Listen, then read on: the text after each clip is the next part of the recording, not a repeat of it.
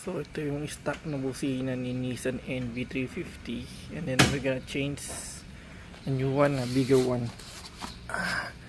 So we're gonna use the blank pad, no, na Velocity. This one, no, and dalawa siya. Okay, so we're trying to find kung saan pwede natin ilusot yung pinaka-wire nya, which is the positive going to the battery. Tapos ito yung relay nya, no? Ayan.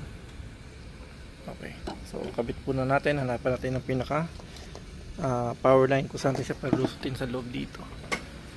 Ayan. Nabakas na naman natin to halos eh.